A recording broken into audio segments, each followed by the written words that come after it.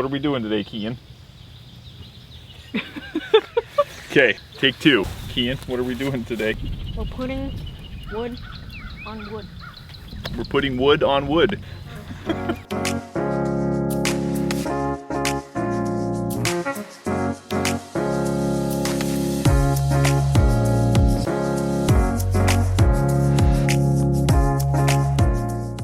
Today, I'm going to start our shed build. We're putting a shed in the back of our garden, and it's 12 by 20.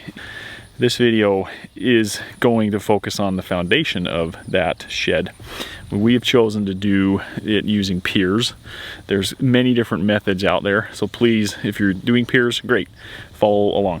If you're not, you can still watch this, but research whatever's going to work best for you as far as the layout and the supports, and go with that. So we're going to prep the foundation. Becky's going to tell me where to lay it out because she has to have it in her spot. I would inevitably do it wrong, so she's gonna tell me where to lay it out and I'll lay it out for her, and then we'll get the foundation done. What's the next steps, Cam? String the lines so that I know where to put the footings, and then we'll get the foundation prepped and ready. It's a 12 by 20 shed. I'm just marking the corners. Yeah. I have my laser level set up right here. I have my laser level set up right here. So on the highest point, like on the highest hole, and I'm referencing off of there the elevation of every other hole that I've dug so that I know how high I need to set my piers. So 7 inches in reference to the high point, which was coming in at 5. So this one's already a 2-inch drop. Because I know that's 9.5, so it's already dropped 4 from that side. Having the laser level at this point really helped with this step. If you are building a smaller shed, you can definitely get away with a carpenter's level or a really straight 2x4 and to accomplish the same thing. So now that I have all those elevations measured, that'll help me set all the forms before I pour to minimize any last minute adjustments once the cement's in and it's all wet, and you want to just have it kind of be a one-time thing. Yeah. So, you don't want to pour the concrete twice. Once it's in, it's in. No, yeah. No do-overs with that. We dug all our post holes by hand. We did our holes in a 4x3 pattern based on the recommended distance between piers for this size of shed. In addition to the piers, there are foundation blocks made of concrete and other ones made out of a composite plastic material. We've used the concrete ones on other projects and they did the job. But for this shed size, we wanted to secure it to the ground, and so we decided on piers with anchor bolts in the concrete. All the holes are dug and the forms are pre-cut, so it's time to set the piers. We are bringing these forms right up to the string line so that it maintains level, but does not interfere with any of the elevations down the line.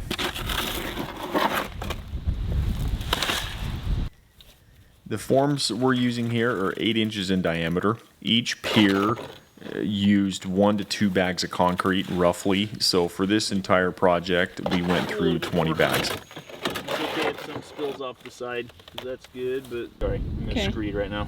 Right? Do it kind of how they do it on the driveway. Kind of go across to make it smooth. The concrete's been drying for about an hour now. It's still soft enough that I can push these anchor bolts in, but hard enough that once I get them set where I want them, they won't move. This step is crucial because this is how we will attach the beams to the concrete and thus anchoring the entire shed to the ground. Fast forward to the next day, it's raining pretty good, and we're putting this ground cover down not to cover the concrete piers to dry. This is more as a ground cover to inhibit weeds and act as a quick vapor barrier. So you can see the kids are cutting holes out around the piers so we can lay the beams on top and easily get on to the next step.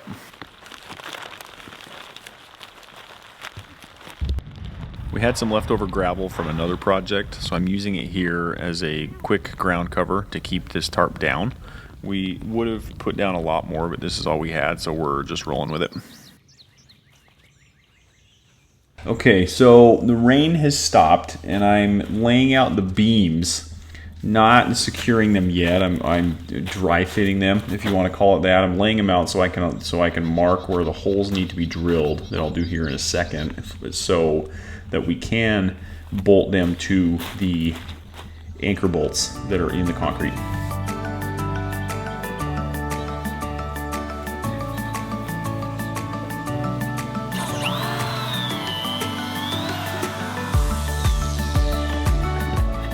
Pro tip, if you're ever needing to countersink a hole and you've already drilled the smaller diameter, make yourself one of these jigs and it saves a lot of time.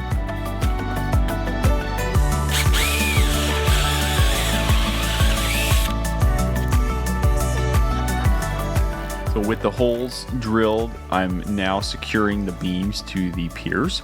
And if you look closely, you'll see that I set the height of the anchors so that the bolts were below or flush with the level of the 4x4, so that when I put the joists on, they're not gonna get in the way.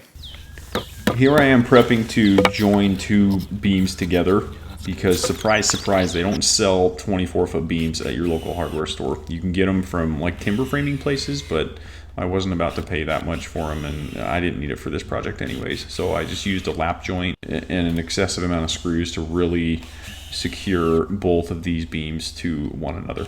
So that's what I'm doing here.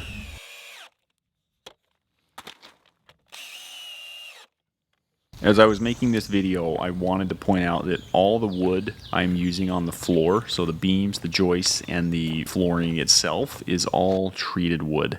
The reason for that is because this wood is all exposed to the ground, and the air, and the moisture, and so using treated wood will definitely prolong its life. All done. Well, that didn't take long at all. Actually, it took a good chunk of the morning just to make sure everything was straight, level, and in position. So I'm having the kids help me now. I'm measuring the corners with Noel to make sure we're square still. And the boys are putting up the border around the outside so that it's trimmed and exactly 12 by 20. This way should be 12 feet. People don't want to see that. You know? For the record, Kian did not learn this sawing technique from his dad, but he did an amazing job. Here. Nice. Wow. Okay. I'd say we're almost tied for straighter cut.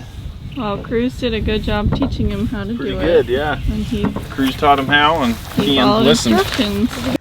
Okay, the flooring. I would say this is officially the last step of a shed floor. The boys are helping me lay these out. We're just starting in a corner and going down the line and then moving to the next one with an alternating brick-like pattern so that the seams don't run all the way down from edge to edge. It just helps keep the floor more flat when you know, whatever surface you lay on top, and helps it look better.